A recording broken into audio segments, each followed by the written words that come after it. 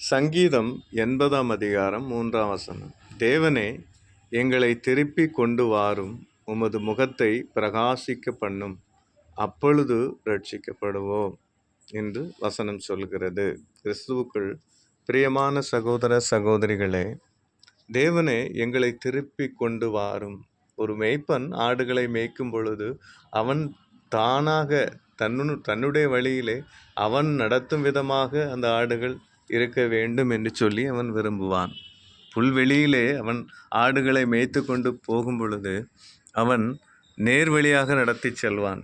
ஆடுகள் சில வேளைகளிலே கண்கள் தெரிந்த இடமெல்லாம் பச்சையாக தெரியும். அப்படி தெரியும் பொழுது அது அந்த வேலியை தாண்டி சில நேரங்களிலே மீறுவதுண்டு.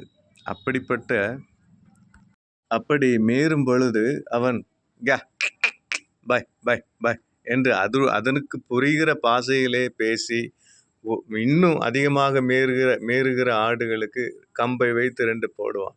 அப்பொழுது அது சரியான வழியிலே நடக்கும். தேவனுடைய அன்பும் அப்படித்தான். இஸ்ரவேல் ஜனங்கள் மீறும் பொழுது சிட்சனையை கொடுத்தார். ஆனால் அவர்களோ அதை தவறாக எண்ணினார்கள்.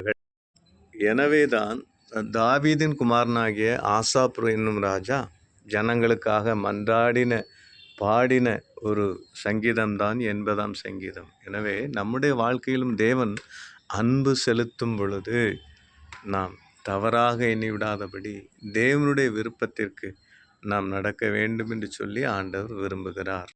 வசனத்தை இன்னொரு வாட்டி வாசிப்போம். தேவனே, எங்களை திருப்பி கொண்டு வாரும், உமது முகத்தை பிரகாசிக்க பண்ணும், அப்பொழுது நாங்கள் ரட்சிக்கப்படுவோம். நாம் மனுஷியாக பிறந்த எல்லோருக்குமே டெய்லி ஒரு பிரச்சனை இருந்து கொண்டு தான் இருக்கும். அந்த பிரச்சனையில் இருந்து தேவன் நம்மளை விடுவித்து நம்மை பிரகாசிக்க பண்ணுவார். நம்முடைய முகத்தை பிரகாசிக்க பண்ணுவார். ஆமேன்.